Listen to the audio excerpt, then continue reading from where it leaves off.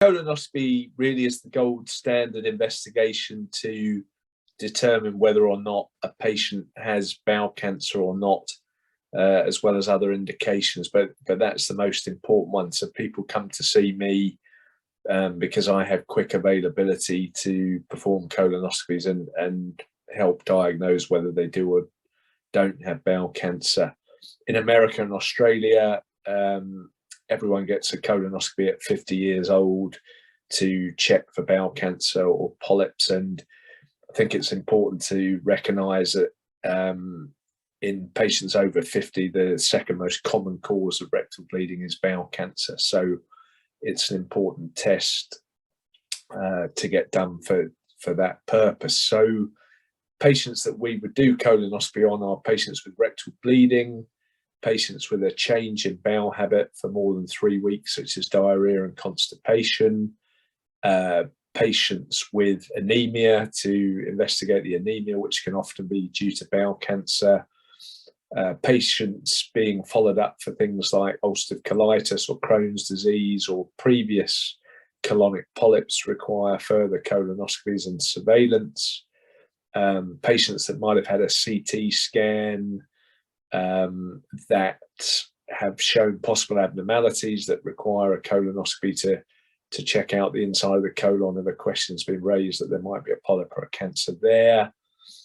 Patients, I see a lot of patients with a family history of bowel cancer, and often they want a colonoscopy to maybe at the age of 50 to make sure that they don't have any bowel cancer or polyps. And then patients, as part of the National Bowel Screening Programme, if their test comes back positive, then they'll be invited for a colonoscopy as a consequence of their bowel screening test being positive.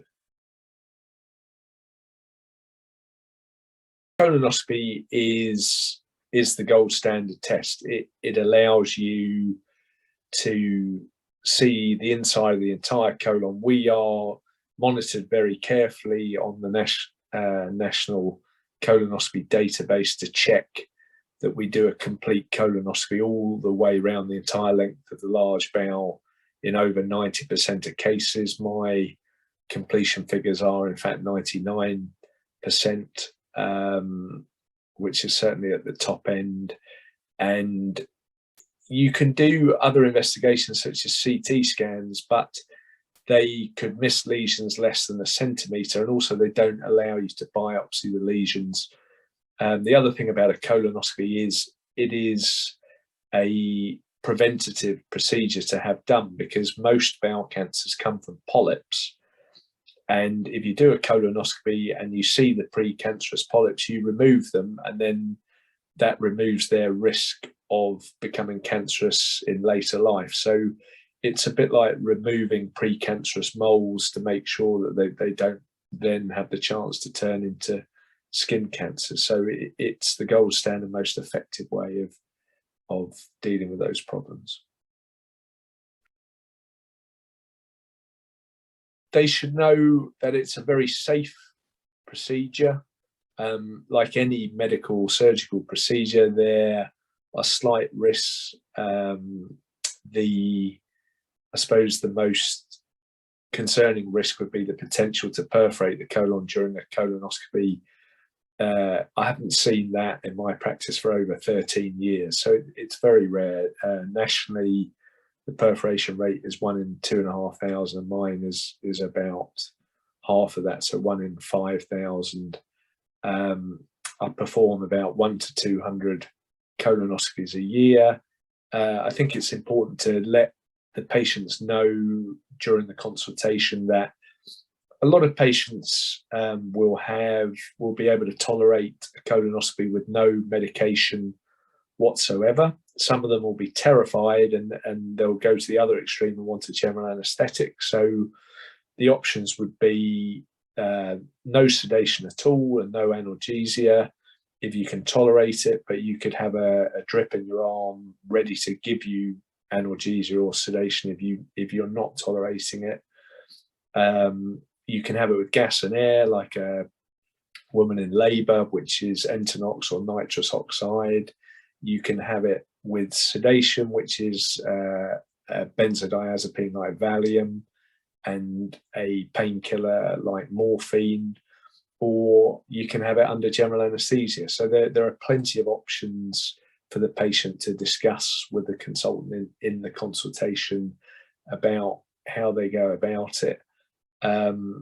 They will be given a strong laxative, usually 2 sachets to take the day before, and that's fairly dramatic. So they'll spend most of that evening in the bathroom, and then they'll come into hospital the next day. They'll be admitted usually to the endoscopy unit by a nurse. They'll be changed into a gown. They get a pair of what we call dignity shorts, which protect their modesty but have a little opening at the back to allow access of the colonoscope.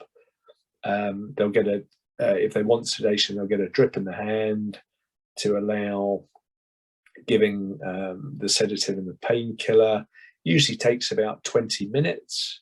It's usually tolerated very well. My pain scores are sort of very low on the national database, and most people tolerate it with minimal discomfort.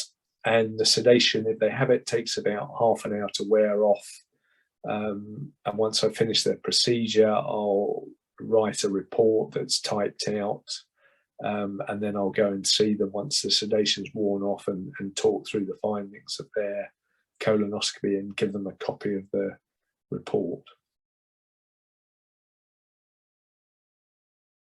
I think it's just very important to follow the instructions that are given. The guidelines are very clear: when to take your preparation, what to avoid in your diet leading up to the colonoscopy.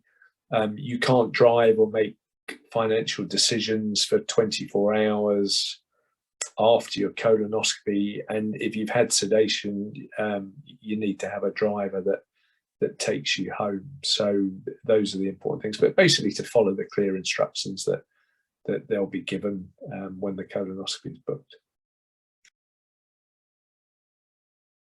Most of mine take round about the 20-minute mark. You want to be experienced and quick and efficient at doing it, but you don't want to be so quick that you miss things. So normally you get to the far end of the colon, and then you very thorough and careful coming back that you don't miss any polyps or cancers on the way back. The pain scores are all logged on a national database, and yeah, I'm pleased to say my pain scores, the majority of my patients either have no pain or minimal pain. Yes, so when the patient's consented, we'll explain that they might feel quite bloated and have a lot of flatulence after, but we used to use air, which stayed inside the bowel for a long time. Now we use carbon dioxide, which absorbs a lot quicker within a couple of hours, but they might have a bit of wind to pass. If there are polyps removed, there's a slight chance of bleeding after the polyps, so we would warn them of that. And there is as we say, there's a 1 in 2,500 risk of perforating the bowel. That may settle down just with resting the bowel or with antibiotics, but occasionally it would need surgery. I haven't seen it in my practice for 13 years, and I've done 100 to 200 colonoscopies for the past 25 years. So it's very rare in my practice.